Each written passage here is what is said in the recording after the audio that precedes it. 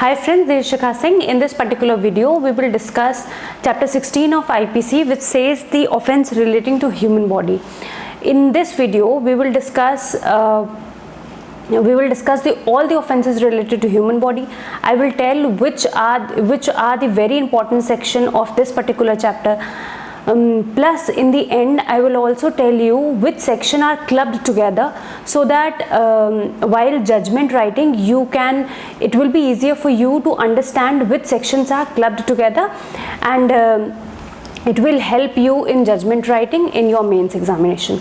So once again friends, let's start this video. In this video we will discuss chapter 16 that says of offense affecting the human body, जिसमें हमारे जो पूरे sections हैं, अगर आप अपनी बैरेक्ट खोल के देखिए तो उसमें 299 से शुरू होता है सेक्शन और 377 तक ख़त्म होता है.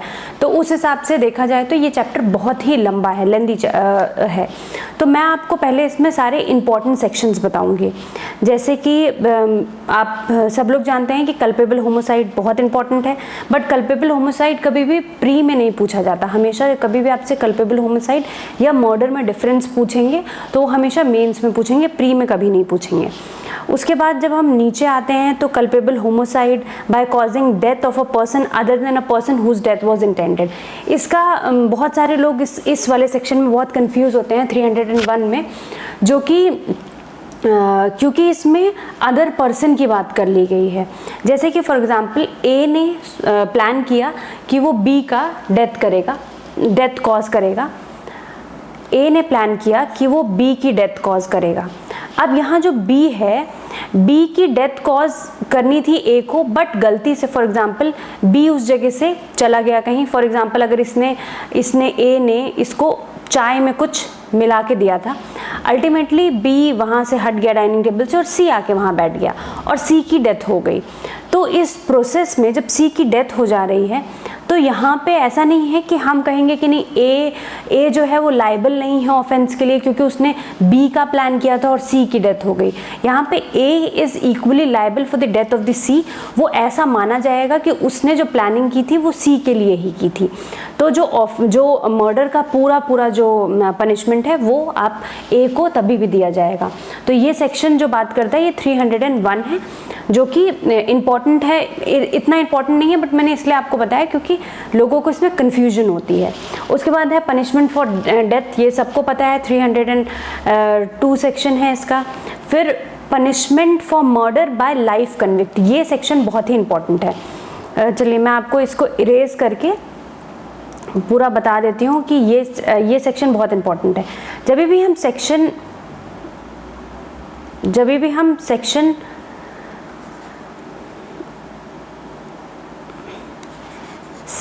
हम बात करते हैं 303 की, जो बात करता है punishment for murder by a life convict. तो इसमें एक केस भी है आपका 303 says the punishment for the murder of the life convict. इसमें जो बहुत ही फेमस केस है, जब आप बात करते हैं, एक केस है मिथु सिंह, आप लोग ये लिख लीजिए, ये बहुत इंपॉर्टेंट है, वर्सेस स्टेट ऑफ पंजाब, जो कि बात करता है कि कभी भी अगर फॉर एग्जांपल एक ऑफेंडर है ए, जिसने एक बार पहले मर्डर कर चुका है, जब वो जेल में रहता है, ऑलरेडी जेल में है, उसके ही दौरान उसने बी का जेल में फिर से मर्डर कर दिया.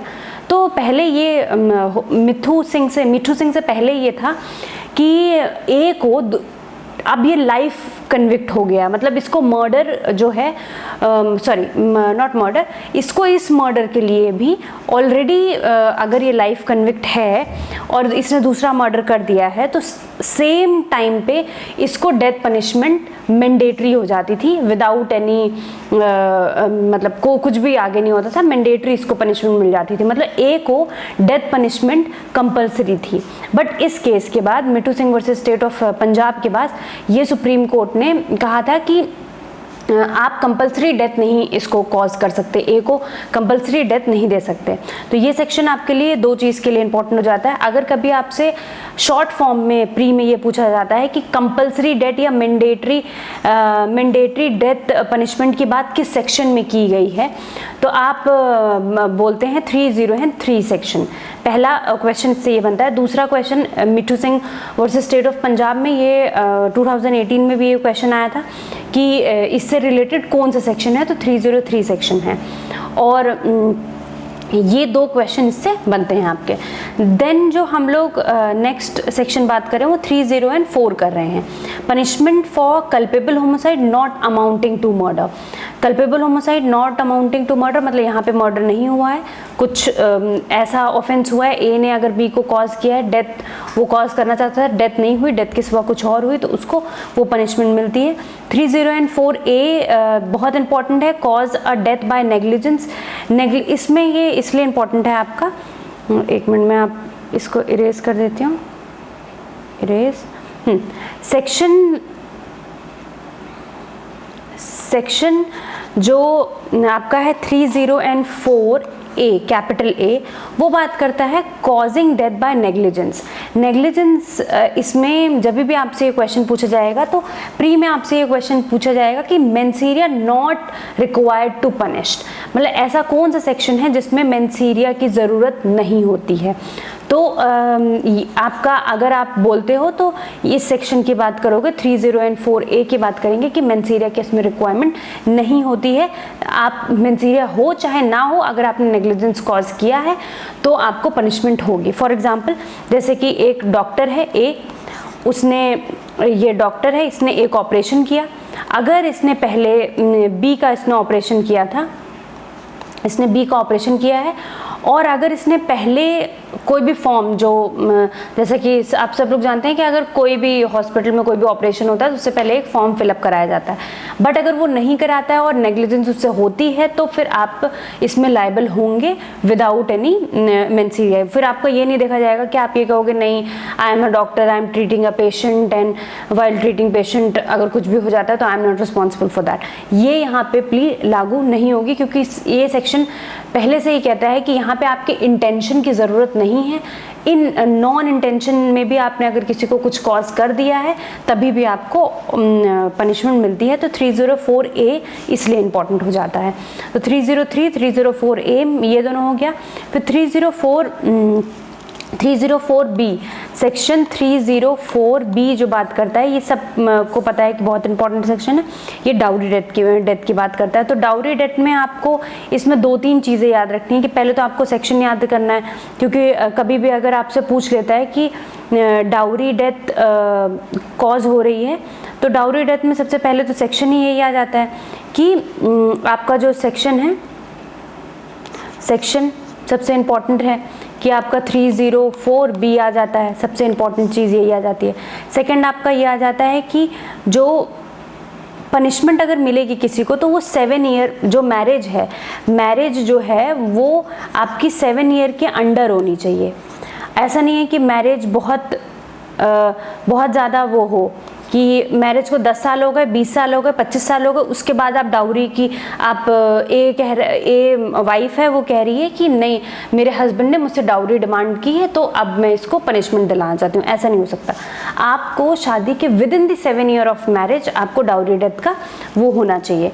फिर उसके बाद डाउरी डेथ में बात करते हैं कि सेक्शन आपका, जब हम बात करते हैं सेक्शन एविडेंस एक्ट का मैं बात कर रही हूँ, 113B जो है वो एविडेंस एक्ट की बात करता है। तो आप जब भी IPC का 30 एंड 4 डाउरी डेथ को पढ़ते हैं तो उसके साथ आपको हमेशा 113 ऑफ एविडेंस एक्ट भी पढ़ना है।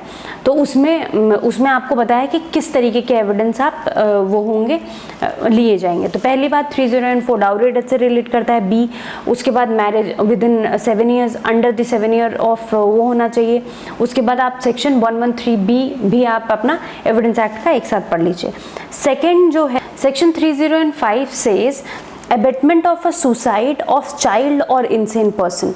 तो ये आपको बस प्री के लिए आपको इम्पॉर्टेंट है, क्योंकि ये ऐसे ही डायरेक्टली पूछ लेते हैं कि सेक्शन ऐसा कौन सा सेक्शन है जिसमें सुसाइड की बात की है, चाइल्ड एंड इनसेन पर्सन की। तो इसमें ऑब्वियसली अगर चाइल्ड या इनसेन पर्सन, चाइल्ड इसलिए क्योंकि चाइल्ड का अगर आप सुसाइड का वो करते हैं तो आपको पनिशमेंट मिलेगी, क्योंकि वो इनोसेंट होता है, प्लस उसका कोई इंटेंशन नहीं होता।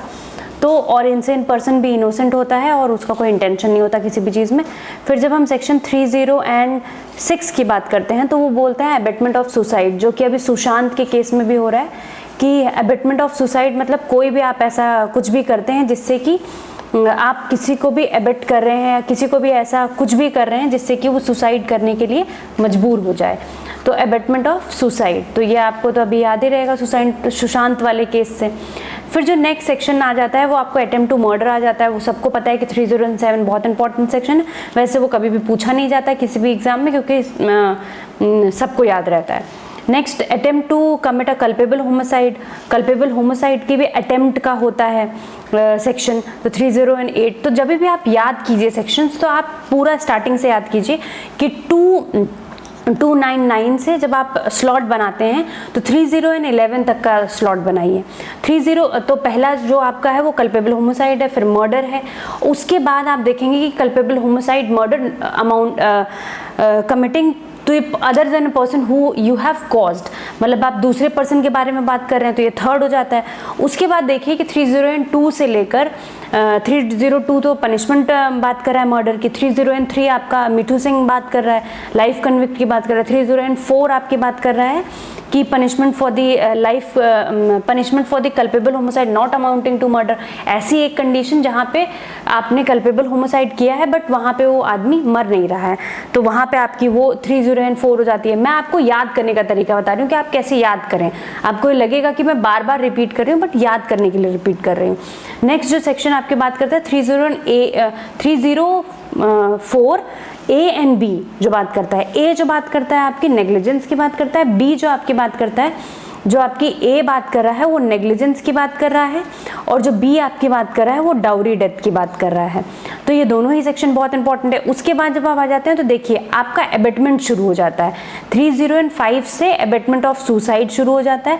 306 आपका एबेटमेंट ऑफ 306 आपका एबेटमेंट ऑफ सुसाइड शुरू हो जाता है। 305 आपका abetment of suicide of a child और इंसेन पर्सन शुरू हो जाता है। तो आप एबेटमेंट याद कीजिए, इंसेन पर्सन और नॉर्मल पर्सन, तो आपको वो एबेटमेंट याद हो जाएगा। 307 आपको पता ही है कि अटेम्प्ट टू मर्डर हो जाता है। नेक्स्ट उसके बाद आप attempt to commit culpable homicide में आपको याद रखना है कि अटेम्प्ट टू मर्डर तो होता ही है, अटेम्प्ट टू कल्पेबल होमिसाइड भी होता है। तो क्योंकि कई लोगों को ये कन्फ्यूजन होती है कि अटेम्प्ट टू मर्डर होता है बट कल्पेबल होमिसाइड नहीं होता, दोनों अटेम्प्ट होता है, दोनों के लिए पनिशमेंट होती है। अटेम्प्ट टू सुसाइड में भी पनिशमेंट होती है। तो जब आप बात करते हैं कि 307 की जब आप बात 309 की जब आप बात करते हैं, 309 की जब आप बात करते हैं तो अटेम्प्ट टू सुसाइड की भी आपको पनिशमेंट मिलती है। आपको एबेटमेंट टू सुसाइड की भी पनिशमेंट मिल रही है 306 में और अटेम्प्ट के लिए भी मिल रही है। फॉर एग्जाम्पल ए ने अटेम्प्ट कॉज किया खुद को सुसाइड करने का, कुएं में कूदने का, वेल में कूदने का वो किया, बट वो जिंदा बच गया, ठीक है, तो उसको पनिशमेंट मिलेगी। क्योंकि ये पनिशमेंट कई लोग कहते हैं कि इलॉजिकल होती है पनिशमेंट देना, क्यों हम पनिशमेंट उस आदमी को दें जो ऑलरेडी मतलब सुसाइड कमिट कर रहा है। बट इसका लॉजिक ये है कि फॉर एग्जाम्पल ए ने सुसाइड कमिट किया और वो बच गया और ये अवेयरनेस दूसरों को हो गई, तो जो और लोग हैं for example B C D E F जो भी है अपनी ज़िंदगी से जिसे भी प्रॉब्लम होगी वो सुसाइड करने चला जाएगा।